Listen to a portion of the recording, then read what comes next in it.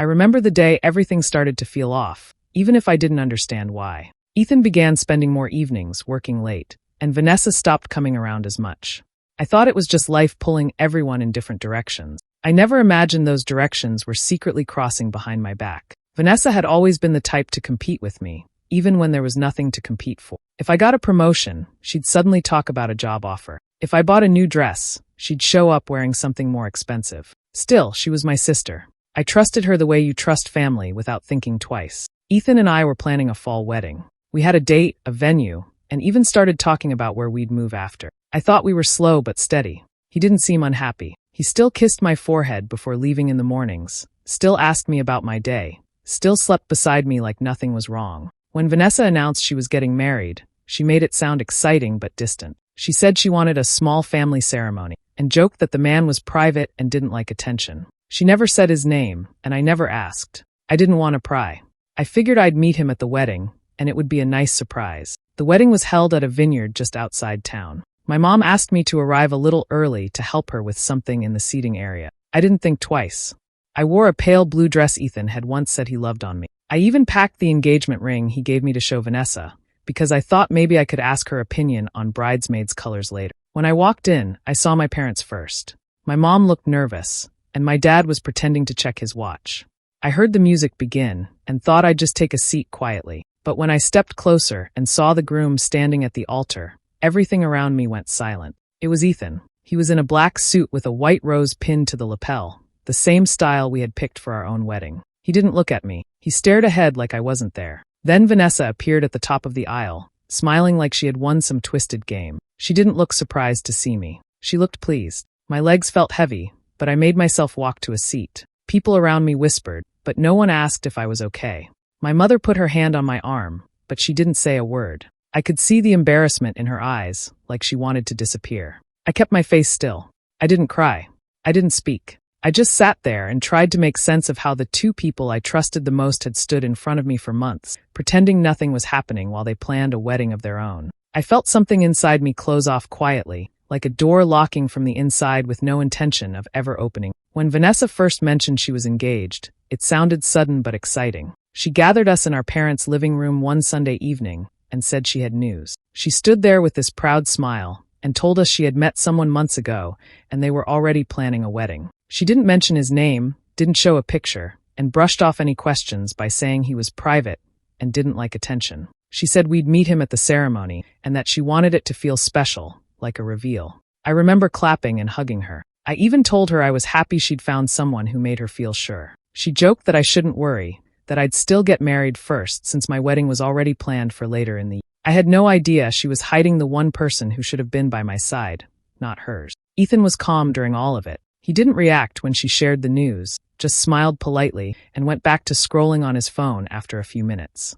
I didn't find anything strange about it. I thought maybe he just didn't know her as well as he knew me, or maybe he assumed he'd meet her fiancé soon and get to know him then. There were signs, but they felt small at the time. Some nights, Ethan would leave the room when his phone rang. He told me it was about work, and I believed him. Some weekends, Vanessa would cancel plans with me, saying she was busy with wedding stuff or meeting vendors. I assumed she was overwhelmed and wanted everything perfect. My mom once mentioned that Vanessa seemed secretive, but we both thought it was just nerves. My parents didn't push her for details because they didn't want to seem controlling. They were just glad she was settling down. I had no doubt in my mind that the man she was marrying was someone I didn't know. The strangest part now, looking back, is how well the timing lined up. While I was stressing over invitations and budgeting for my wedding, Vanessa was probably wearing the same smile Ethan gave me when he talked about our future. They must have been meeting behind my back, pretending nothing was out of place when we were all in the same room. I still remember one night when Ethan came home later than usual. He smelled like a different perfume, but said he had been at a client dinner and someone spilled wine. I laughed it off and told him he should change his shirt. I didn't question him because I loved him. I didn't realize I was helping him hide everything without knowing it. Whenever Vanessa mentioned her fiancé, she spoke in vague terms. She said things like he travels a lot, or he likes to stay out of the spotlight. I thought that explained why none of us had met him. The truth was, I had been sharing a bed with him every night while she was planning a wedding around the same man. I never imagined that the person I trusted enough to marry and the sister I grew up protecting would be building a separate world behind my back, using my trust as their cover.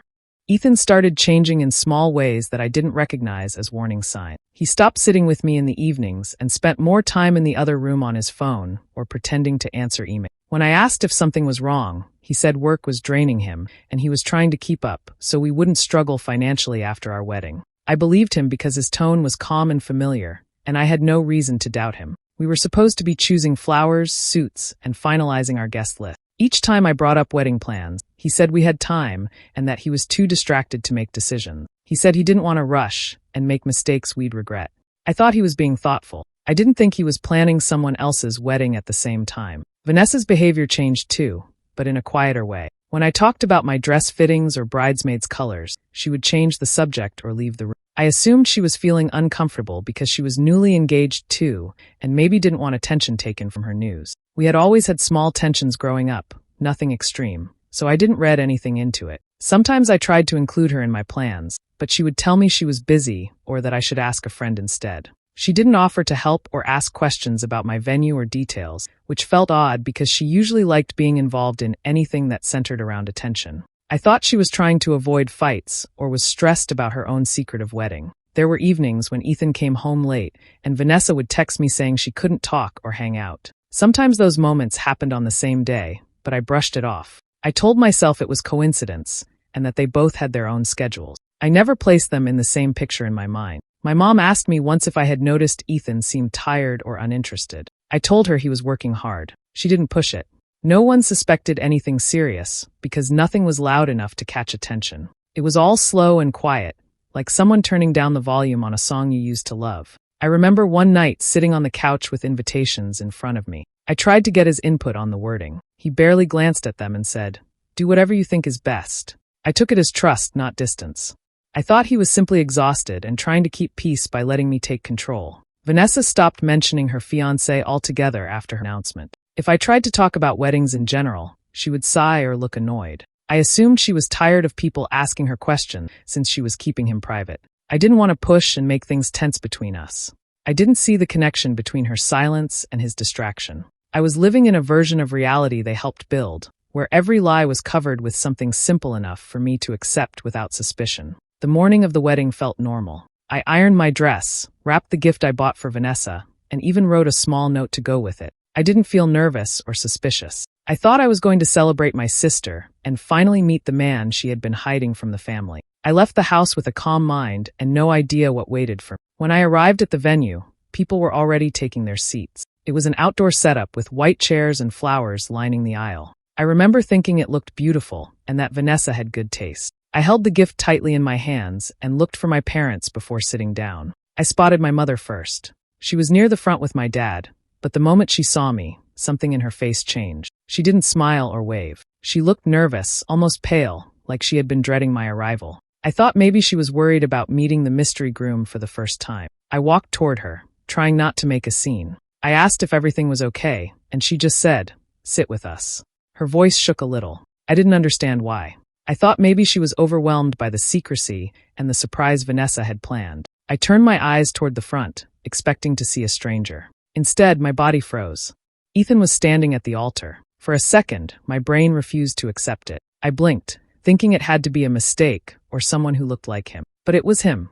The same man I was supposed to marry. The man I lived with. The man who kissed me goodbye that very morning. My legs felt weak, like they didn't want to hold me up anymore. I stopped walking and just stared. My mother reached for my arm quickly, as if she thought I might fall. My dad didn't move or speak. His eyes stayed on the ground. And then I saw her. Vanessa stood at the end of the aisle, not walking yet, but waiting to make her entrance. She was already in her dress, holding her bouquet. She didn't look shocked or guilty. She looked directly at me and smirked, like she knew exactly what she had done and wanted me to see it. In that moment, the sounds around me faded. The guests were talking and adjusting in their seats, unaware of what was happening or pretending not to notice. No one came up to ask if I was okay.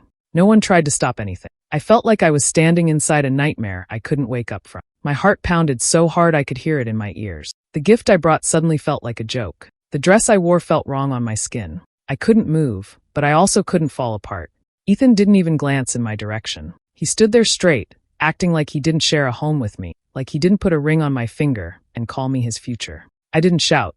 I didn't ask questions. I just stood there, trying to understand how both of them managed to do this with no fear, no shame, and no warning.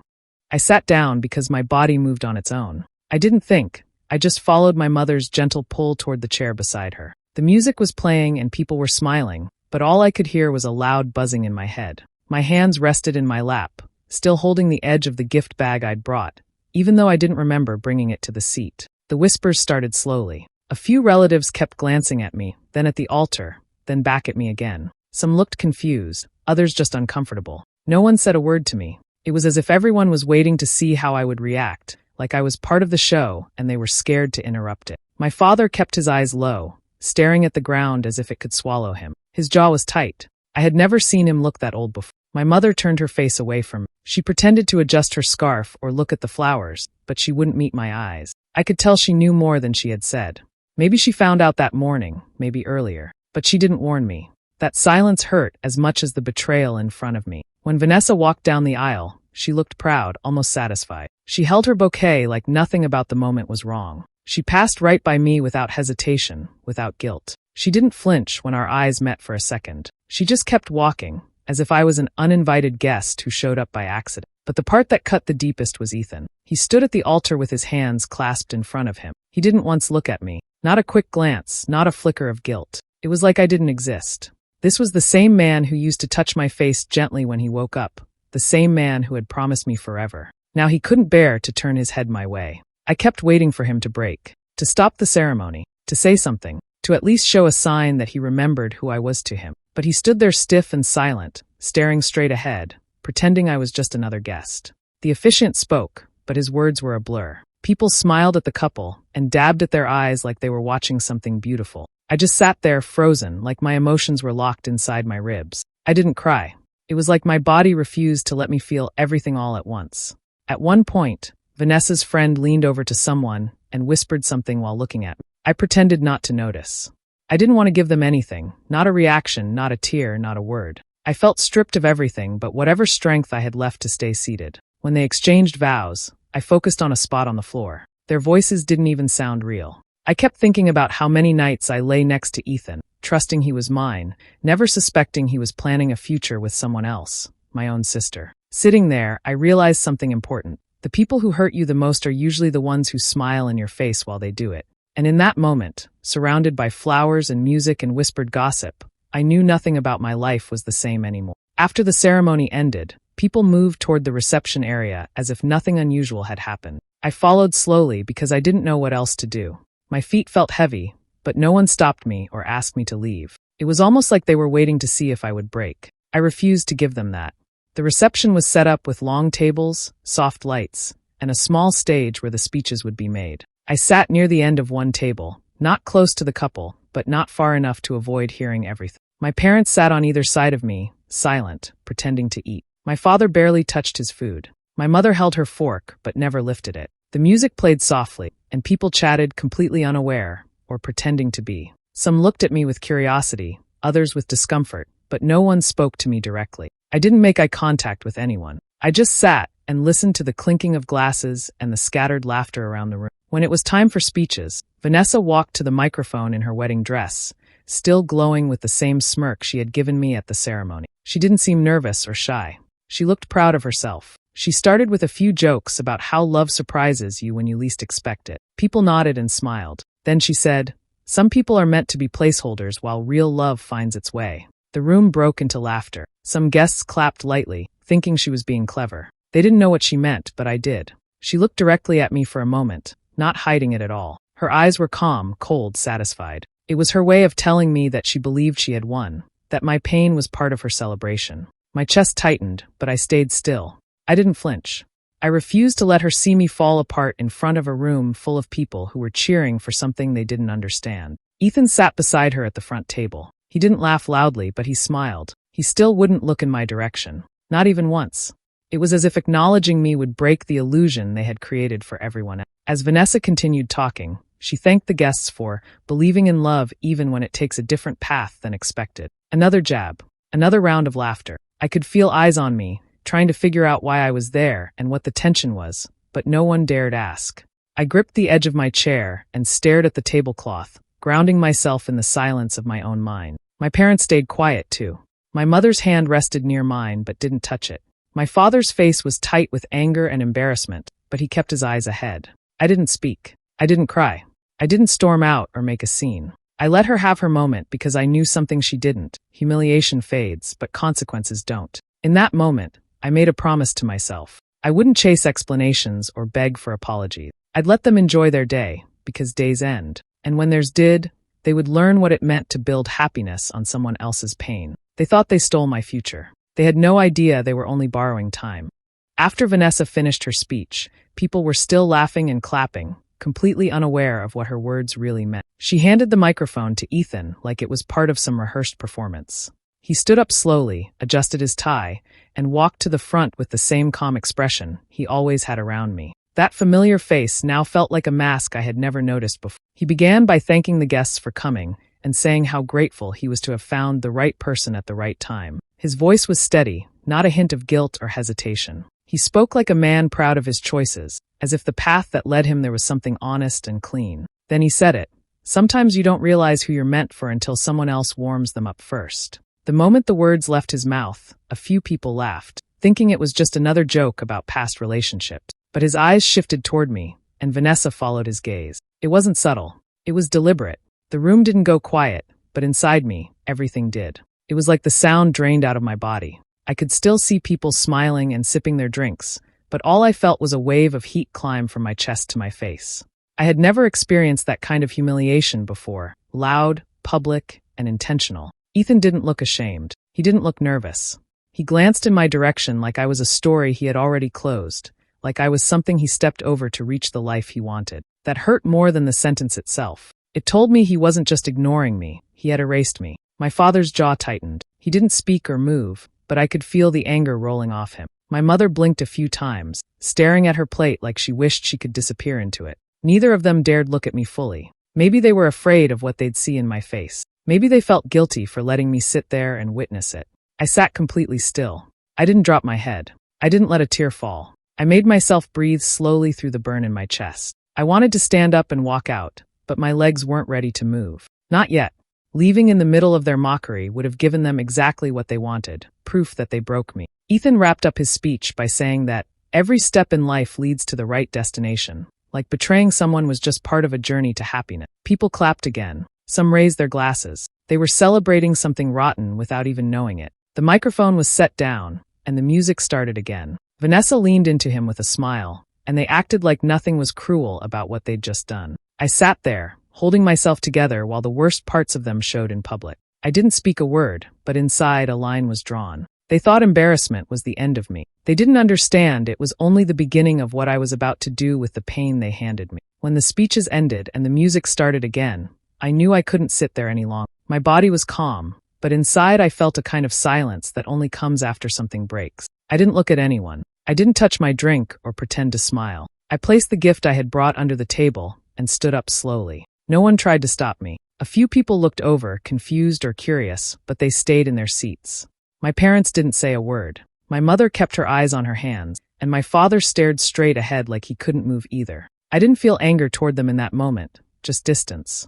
I walked past the tables without rushing. I kept my head up and my face steady. I didn't want to give Vanessa or Ethan the satisfaction of seeing me collapse or run out in tears. They had taken enough from me. My dignity was the one thing I refused to hand over. As I walked past the front table, Vanessa caught my eye. She didn't look surprised. She looked satisfied, like she had been waiting for that exact moment. Ethan glanced at me for just a second before turning away, as if looking too long might crack the image he built of himself. Their silence said more than words ever could. They believed they had won. I reached the exit, stepped outside, and finally let out the breath I'd been holding since I saw them at the altar. The air felt different, heavier but clearer at the same time. I didn't cry. I didn't scream. I just felt the kind of emptiness that comes when you realize the people you trusted most were never on your side. I walked to my car without looking back. The sounds of the reception grew quieter behind me. I got in, closed the door, and sat there for a few minutes with my hands on the wheel. I didn't start the engine right away. I just let the moment settle into me. On the drive home, I didn't turn on the radio. I replayed every sign I had missed, every lie that sounded harmless.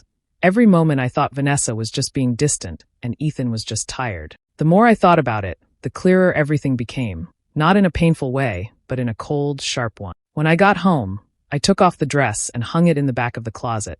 I placed the ring Ethan gave me in a drawer without even looking at it. I didn't feel the need to throw things or break anything. The anger wasn't loud. It was focused, sitting quietly in the background like a shadow waiting for the right time to move. I didn't call anyone to explain what happened. I didn't post anything or send messages. I didn't warn them that I was done. I just removed myself from their world entirely. I blocked Ethan's number. I deleted Vanessa's contact. I packed a small bag that night and decided not to stay in that apartment any longer than I had to. People think walking away is weakness, but that day I learned it can be the beginning of something stronger. Betrayal like that doesn't disappear. It hardens you, shapes you, teaches you what silence can do. I didn't know it then, but leaving quietly was the first step towards something they never expected: consequences. After I left the wedding, I didn't tell anyone what I planned to do. I stayed quiet, but I didn't disappear the way they expected. I knew things they had forgotten, and I still had access to parts of their lives they thought they had safely taken from me. Ethan and I were in the middle of closing on a house together. My name and his were both on the paperwork. The deal wasn't finalized yet, but the money had already been arranged. He must have assumed I would back out or let it go, but I didn't. I contacted the real estate agent and the lender the next morning. I explained that I no longer consented to the purchase, and that I wanted my portion of the funds pulled immediately. Because my name was there, they had to speak to me. Without my approval, the sale couldn't continue. It didn't stop there. He had used his accounts and promises to move money around, thinking everything was under his control. But legally, I still had access to certain documents. I froze anything with both our names. He couldn't move forward without me signing, and I made sure no signature of mine would ever support him again. Vanessa had made her own mistakes too. Before I knew about the affair, she had told me Ethan was helping her with financial planning through some of his connections. I didn't think much of it at the time. Later, I found out she had used my parents' names to apply for loans and lines of credit, using Ethan's contacts to push it through. My parents had no idea. They trusted her. They trusted him. They thought everything was legal and harmless. I gathered every piece of paperwork I could find. I pulled emails, loan documents, and bank records. I contacted the institutions directly and reported identity misuse. Because my parents were the victims, they were notified and given the chance to dispute every account she had opened. Most of it was still in the early stages, which meant everything froze quickly. I didn't warn Vanessa or Ethan. I let the banks contact them. I let the bills bounce back. I let their plans unravel one by one. Ethan lost access to funds he expected to use. Vanessa had to explain why accounts were being flagged and closed. Their fresh start began with debt, blocked credit, and legal questions. My father, once he saw the documents, was furious in a way I had never seen before. My mother broke down when she realized her own daughter had used her name. They contacted an attorney to protect themselves and clear their record. I stayed calm through all of it, explaining the details without emotion. I didn't raise my voice once.